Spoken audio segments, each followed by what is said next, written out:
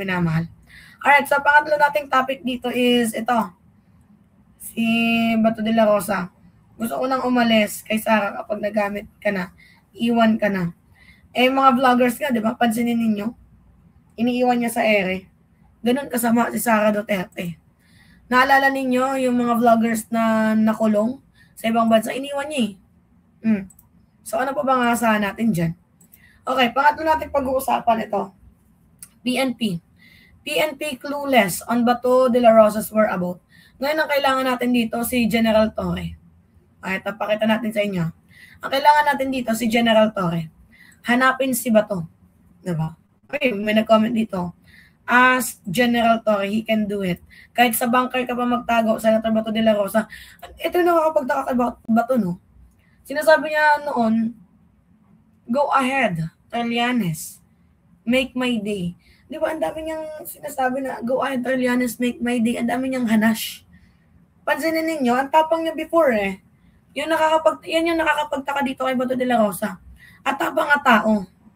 O, tapos ngayon, nung nalaman na mayroon siyang warrant of arrest, nagtatago. Tapos yung mga kampo niya, ang pangit pa ng advice. Diba? Ang pangit ng advice sa kanya mga kampo.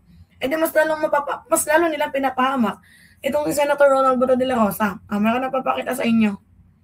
Grabe sila mag-advise, lalo na itong si Robin Padilla. Diba? Hindi pa naman confirm. So, ba't nagtatago na agad? For what reason? Tapos naalala ko pa, sabi ni Bato de la Rosa, gagayahin niya si Ping Lacson. Diba? Yung longest na pagtatago. Gano'n daw ang gagawin niya. Tama ba yun? Diba? Sabi dito, this is very alarming. Yung ehemplo na pinapakita ng mga politiko, ito involved sa malawakang pandarambong sa pera ng bansa. Yung pagtaka sa batas at pagtatago ay hindi katanggap-tanggap sa taong hinalal ng taong bayan para mamuno. Isa itong lapastangan sa tiwala na ibinigay sa kanila bilang gumawa ng batas, sila rin ang sumisira. Di ba mga minamahal, sabi dito, criminal minds, normalizing illegal, immoral acts. Kaya pabulok na pabulok tayo mula noong 2016. Di ba, yun yung problema, tapos naghahalal tayo ng mga katulad ni Robin Padilla. Payo ni Robin Padilla, never. Yung kasalanan naman kasi ni Senator, paano hindi susurrender si Digong na nahuli? Di ba? Kung kami naman, kung si Digong na nahuli, si Bato pa kaya? Tsaka yung ginagawa na mas kailangan pa nga ng bansang Pilipinas yung ICC. Dahil tingnan ninyo yung kagaguhan ng Senado.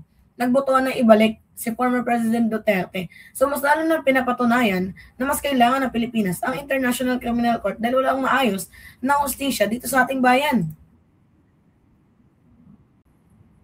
Yeah. Pag normal na tao, huli. Pag mga senador may, tawag dito, may takas. Ganun ba? Parang unfair naman. 'Di ba? Kung yung normal nga na Pilipino, paras na to. Si Bato de la Rosa, 'di ba, nagtatago. Normal na Pilipino, kapag 3 days na absent, awol. Tanggal sa trabaho. Tapos itong si Senator Ronald Bato, action of justice din ang ginagawa niyan ni Robin Padilla. Hindi ko lang alam Parang obstruction of justice. Kung sakali mo mabigyan ng warrant, tapos patuloy na ganito ang kanya sinasabi, ba't di na lang kayo magsama, no? Total tatay nyo, karat ni Claire. Now I realize that the man I admired before, Senator Bato de la Rosa, is a coward. What a shame, no balls at all. Ba't di nyo gayahin si Dilima?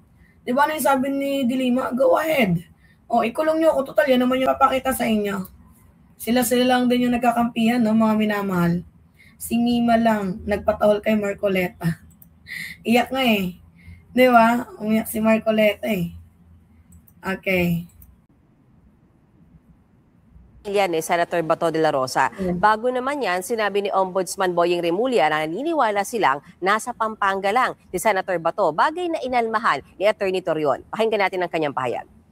Baka ginawa naman yun para mabulabog si Senator Bato at mag-move kaagad at ma-monitor na nila. Ang tawag namin yan, bluff. Bluff daw. Jiggy, maging ang PNP, no, sinasabing wala silang impormasyon kung nasaan o kahit anong sighting kay Senator Bato de la Rosa. Nakausap ko rin si Senate President Tito Soto, natanong ko siya at ayon sa kanya wala pa rin daw silang komunikasyon ni Senator Bato hanggang ngayon. Wala rin daw paalam kung siya ba ay leave na o absent na hanggang sa end of the year.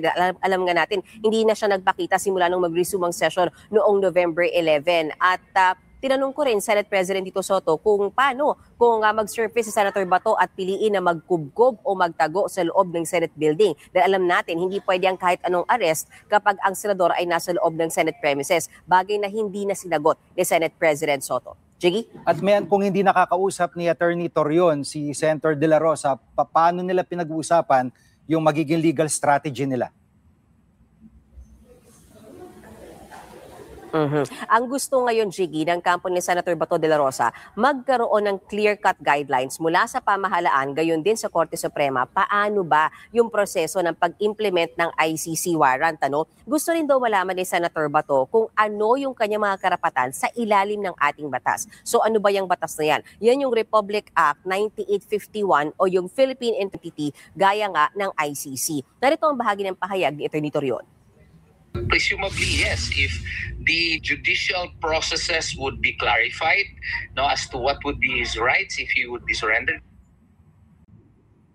Na hindi na kailangan ng IRR dahil nga self-executing daw yung batas na yan. Kung matatandaan natin, Jiggy, yung batas na yan, yung international humanitarian law na yan, ang naging basihan din ng pag-aresto at pag-surrender kay dating Pangulong Rodrigo Duterte. Nilinaw din ng DOJ, Jiggy, na hanggang ngayon wala silang natatanggap na warrant of arrest mula sa ICC para kay Senator Bato de Wait lang mga minamahal, nagka-problem ako sa ano ko, nawawala siya. Hindi ko siya ma-stop, bakit ganito? Okay ba yung